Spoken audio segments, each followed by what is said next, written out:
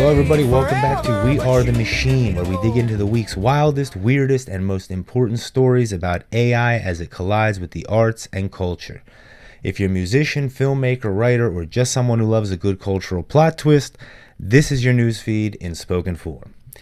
Today, we're covering a music AI making some very big licensing promises, Adobe sneaking more AI into their Photoshop toolbox, a policy fight in Australia that's basically the next copyright battleground, and Pokémon possibly caught in the AI act, and finally, a Google research project that could breathe life into that dusty old Apple Vision Pro. So let's dive right in.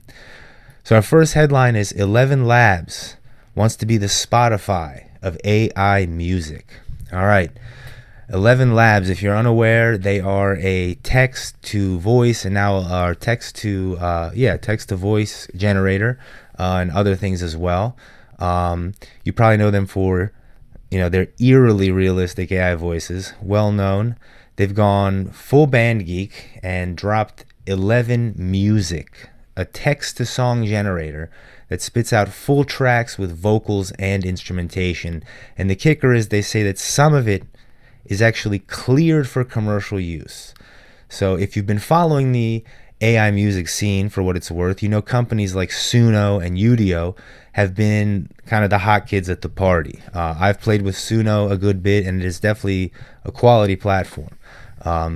It pumps out catchy songs faster than you can say Grammys in the cloud. But 11 Labs is making a big play here because licensing deals with Merlin and Cobalt for their training data. So these licensing deals are kind of a big deal, I think, going forward in AI generation with the copyright battles. So it's not just a PR thing. It's like showing up to the jam session with the venue owner's blessing. So why does it matter? Because right now, like I just said, the biggest question for creators is, can I even make this and use it? Can I legally use it without getting sued? One, or two, if I have a success hit or something, am I able to retain the copyright and continue to make money on that? So the advantage is potentially huge, especially for ad agencies and indie filmmakers and podcasters who need royalty safe stuff. The downside is that it's going to be a more locked down model, which might mean you get less variety, less of that chaotic, happy accident magic other AI tools might sometimes give, because the training data is going to be smaller. There's going to be a much smaller set of data because that's likely going to be, legally contracted in as all right to use. So it's going to be a smaller set than all of the internet without approval. So if you could write a song in 10 seconds and own the rights, would you do it? Or does that feel like creative cheating? What do you think the true use of AI music should be, if any? Drop your thoughts in the comments. Our second story is Adobe's Photoshop AI is now your unpaid assistant. So Adobe Photoshop quietly became a coworker that never sleeps. So they've been a big feature in a lot of creatives' lives for a long period of time, and obviously they moved to a subscription model some time ago, and people were happy, some weren't happy. So they've added 2 new Firefly-powered tools right into Photoshop's core. Firefly is their AI offering. No separate beta app, no extra sign-in, just boom, you got AI in your workspace. So for creatives, this is both a gift and, in some people's view, a gentle threat. So on one hand, you're going to knock out tedious tasks like removing objects, extending backgrounds, fixing lighting in, quick seconds. So there's going to be more time for fun stuff. On the other hand, when every freelancer can do these things in 5 minutes, what used to take an hour, what's your hourly rate worth now? So that's a question to contend with, and we can argue that now there's more room for more interesting things. But that's obviously going to be up to be seen. Adobe's selling this as it's powered by licensed data. Translation, it's don't sue us, we paid for this stuff. Which is good, just like our previous story, but it doesn't make the conversation about provenance go away. It also signals, a big shift that AI isn't going to be an extra app you choose to use. It's going to be baked into every tool you depend on. So if people were upset with moving to the subscription model, some creators might be very upset with the AI tools because it's still a very hot topic for people. But having it put into Photoshop shows you that it can be an assistant and not a direct creative. I mean, it can be, but it doesn't have to be. So Photoshop's AI could do one repetitive task for you forever. What would that be? So tell me. I might steal your answer. I want to hear about it and see if you are actually letting AI into your life. So our third story is going to deal with Runway.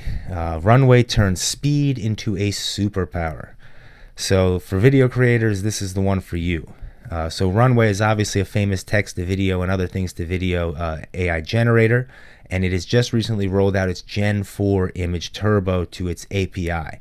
So that means developers are now going to be able to build quick, basically cinematic level AI generations into their own tools. So plus they've updated their mobile app and dropped some Aleph features that make their platform feel more like a creative playground than just a generator. So a lot of these people are kind of diving into this Photoshop model where they're giving you, and Google VO is doing the same thing with Studio. You know, it's very minimal, but they're kind of trying to give you an app where something creative can occur rather than just various videos that are 8 seconds long. So the big deal here is the speed. Again, not just, you know, can I get my shot in a few minutes, but we're talking about enough that a director could generate, you know, background plates or B-roll while sitting on set. So that's going to collapse timelines, it's going to slash budgets, and it's going to open the doors to indies to do what only big studios could pull off 5 years ago. So we're heading toward a world where the rough cut of a film might already have a fully realized AI shots, not just storyboards. So for artists, that's exciting, and it's going to be intimidating. Some people are going to hate it, some are going to love it. It's exciting because your imagination just got a whole lot fewer limits. And it's intimidating because the competition just got access to the same superpowers. And I think that a lot of people are worried that people are going to use it to make bad art. But there's always going to be bad art. So you just continue to make good art. But you know, if you're worried about the click view rate on it, I mean, that's a whole nother discussion. So would you trust an AI background plate in a paying project? Let me know. Bonus points if you've already done it. Let me know how you did it down in the comments. I appreciate it. So now another issue here, talking about copyrights. Australia is having a copyright showdown that could change everything as far as the discussion, at least. So over in Australia, the Productivity Commission dropped a spicy idea. They said, let's allow a copyright exception for text and data mining, meaning that AI companies could scrape and train on copyrighted material without asking, which, you know, as long as it's for quote unquote research and innovation. I mean, so basically that's what they're doing already anyway. They're scraping all the data. The argument has been made that it's, you know, accessible, so it's just another thing accessing your data that's legal, but we're still fighting that out. So here Australia is explicitly saying that they can do it if it's for research and innovation. So the music and publishing industries immediately yelled absolutely not to this. So societies like APRA and ARIA are warning that it's basically giving tech giants a free buffet of creative work. So where does this overlap with our tech world? So the Google Books case, if you remember, in the US, this was when Google scanned millions of books, made them searchable, and the courts ruled that that was fair use because it was transforming the material into an index. So that case has become basically Exhibit A in every AI company's legal defense. And you probably heard it a few times if you listen to tech stuff and AI stuff. So if this Australian proposal passes, it would basically write that logic into the law of AI, but without the just an index limitation. The likely outcome is that the courts, or at least in common law countries, could lean toward the public data is public data view, even if it's copyrighted. So for artists, that's either the dawn of an AI-powered golden age or the end of controlling who trains on our work and what's really yours. But that still is going to bump up against what is considered stealing in the end product. So you can argue that some of these things understood your style, perhaps if you're somebody very famous and have an obvious style, but it might be tougher to, parse out. So should your art be allowed in an AI training set without permission if it's, quote, for innovation? Hot takes are welcome and encouraged. Personally, for innovation, I mean, if they're charging a fee, it's for profit. So that should be something we should really be thinking about. obviously. So our next segment is going to be about Pokemon. We all love Pokemon, and it's been caught in the AI crossfire. So this one's part internet sleuthing and part brand management nightmare. So the Pokemon Company released some new promo art, and fans spotted some weird background artifacts, the kind that you see in AI images. So there were some inconsistent details and some slightly awkward textures. So they accused them of using AI. Now, there's no confirmation, but the twist is, you see, when small creators use AI, they get a mix of praise and shrugs. I mean, I don't know about praise, shrugs mostly, or some clicks in this, but generally it's not a huge hate on them yet, because they're kind of just doing their own thing. But when big brands do it, people smell some blood in the water, because those companies have the budgets to hire humans, and they have reputations to lose that they've built over years on the backs of these people. So the scrutiny for them is way higher, because the perceived sin is just using the AI. It's replacing jobs while making billions of dollars that you could afford. And I mean, personally, if I do use AI for any production, ideally I would like to be somewhere where I can use human beings, make the kind of money that could use people to do these things, because I feel like there is some interest there. So I don't think AI is the end goal. I think it's a tool, and I think that small creators probably could use it sparingly, as long as there's some humanity behind some portion of what they mean to do with it. So if you work in brand or marketing, that's basically your new reality. The internet's going to zoom in pixel by pixel to find anything that looks AI made, and if they find it, you're going to have an AI PR fire drill. So if you spotted AI fingerprints in some big brand's art, would you call them out or not care at all? So I'm curious where you guys draw the line as far as between large brands, small brands, and in general. So now for our final story, Google's Genie 3 could save the Apple Vision Pro and more. So if you are unaware, Google DeepMind just dropped Genie 3, which is their own AI world model. So it doesn't just generate 3D spaces, it actually lets you interact with them in real time. So you can move around, you can change things, you can explore. It's kind of like Minecraft had a baby with a dream you walk through. So for gaming and VR creators, this is huge, because right now platforms like Apple Vision Pro have gorgeous hardware and almost no must-have experiences, which is one of the reasons the sales haven't really been that big, and the return rate has apparently been high. So if the Genie 3 tech trickles down into consumer tools, suddenly the Vision Pro and other headsets could host infinitely generating worlds tailored to the user, responsive to their actions. So you could imagine indie game developers could prototype whole levels in minutes. Artists could create interactive exhibitions that rebuild themselves as you walk through them.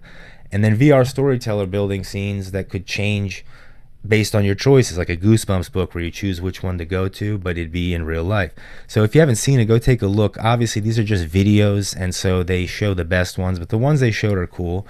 But this isn't in the hands of anybody quite yet, so it's still being tested and shown, but the average consumer can't get their hands on it and work with it. I'm assuming that it's probably very intensive on GPU usage and all that, so I'm sure they're going to still be working it out for some time. The other interesting thing about these 3D models that I've heard some theories on is that robotics and other things, even self-driving cars, could greatly benefit from this specific type of AI, because this is actually based on physics, the real world as it exists, rather than static images, even video and other sensors that a robot or car can have. This is actually a full-based physics world that they can understand through. So this could be an interesting first step in robotics and gaming and in a lot of things. So it's something interesting to watch. You should take a deeper dive. So would you pay for an endless AI-generated game that learns your style of play and continues to generate you interesting things, or does that feel a little bit too Black Mirror to you? Let me know in the comments. So that's going to be it for this week's AI and Creativity Roundup.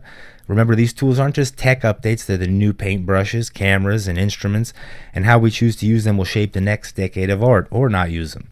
So if you love today's episode, share it with your most creative friend. Please subscribe and don't miss the next episode where we do a deep dive. That's on Thursday into a topic that people are interested in.